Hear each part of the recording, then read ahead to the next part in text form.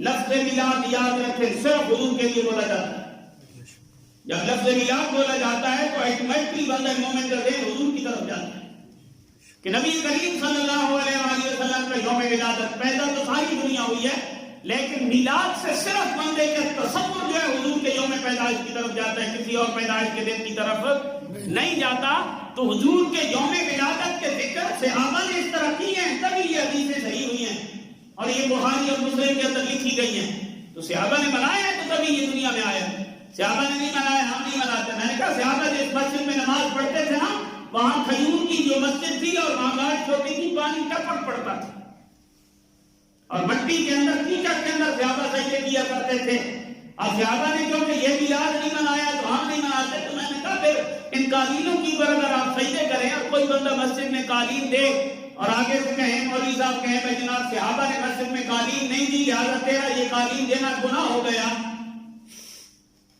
صحابہ نے مسجد کے اندر ہیٹر اور اے سی نہیں لگوائے لہذا اس کو ٹھنڈا اور گرم کرنا اور اس کی پر یہ جو تم پیسے لگا رہے ہو یہ تو گناہ ہو گیا کیونکہ صحابہ نے نہیں کیا. بھائی میلاد کے نام پہ اگر بندہ کوئی چیز خرچ کر دیتا ہے تو وہ خرچ کرنا اگر گناہ ہے, کیوں گناہ ہو گیا کہ صحابہ نے نہیں کیا. تو پھر صحابہ نے جس طرح مساجد کے اندر یہ چیزیں نہیں لگائی تو پھر تو اس کی پر خرچ کرنا بھی گناہ ہو جائے گا. لہٰذا یہ فارمولہ اور دستور بالکل عقل کے خلاف ہے.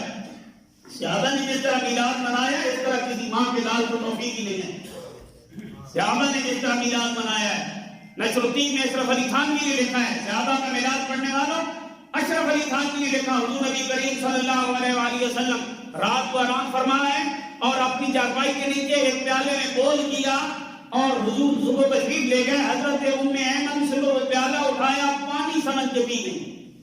تھا حضور کا بول مبارک, پیشاب مبارک, وہ پانی سمجھ کے پی گئی. تو حضور نے پوچھا بھائی یہ جو پیالے میں پڑا تھا وہ کدھر گیا؟ ام ایمن کہتی ہے یا رسول اللہ وہ تمہیں تو پی گئی. حضور نے فرمایا وہ تمہیں رات کو میں نے بول کیا تھا.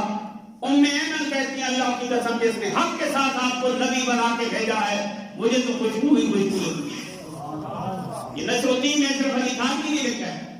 صحابہ جیسا میلاد لوگ نبی کو اپنے جیسا کہتے ہیں, حضور کا میلاد منا سکتے. حضور نے پچھلے لگوائے, پچھلوں کا خون شریعت مطالعہ میں خون سری حرام ہے. صحابہ کی عقیدت آپ اس کو جنون کہیں یا جو مرضی کہیں لیکن صحابہ کی عقیدت کا اندازہ کریں. پچھلے لگا کے ایک صحابی کو دیا, فرمایا اس کو ایسی جگہ ڈال دینا جہاں پھر کسی کی نظر نہ پڑے. تو صحابی جب وہ پیالہ لے کے باہر نکلے تو انہوں نے کہا کسی جگہ میں کیا ڈالنا ہے, وہ سارا خون پی گئے. وہ خون پی گئے. شریعت کے اندر اس طرح کا خون پینا صریح طور پہ حرام ہے. واپس پڑھ لیں حضور کی بارگاہ میں. تو میرے کریم نے فرمایا کیا کیا؟ یا رسول اللہ ایسی جگہ ڈالا ہے جہاں کسی کی نظر نہیں پڑے گی. آپ نے فرمایا تھا نا ایسی جگہ ڈالنا جہاں کسی کی نظر نہ پڑے. میں نے ایسی جگہ ڈال دیا کسی کی نظر نہیں پڑے گی. یہ کہنا تھا میرے کریم نے فرمایا مجھے لگتا ہے تم پی گئے.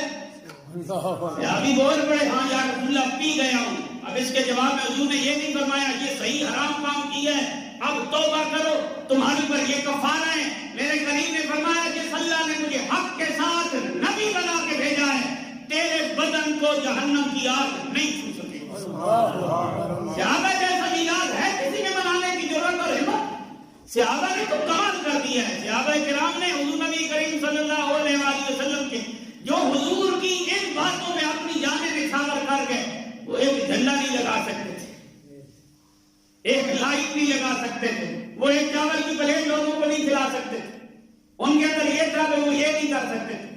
میں نے کہا صحابہ نے میلاد منایا ہے, صحابہ نے نہیں کھایا تو سود نہیں کھایا, صحابہ نے نہیں کیا تو رشوت نہیں لی, صحابہ نے رشتہ داروں کے ہاتھ نہیں مارے, صحابہ نے غریبوں کے اوپر اپنی زور آزمائی نہیں کی, صحابہ نے اپنے پڑوسیوں کو تنگ نہیں کیا, صحابہ نے لوگوں پہ جادو نہیں کروائے, صحابہ نے غریبوں کو ذلیل اور رسوا نہیں کیا.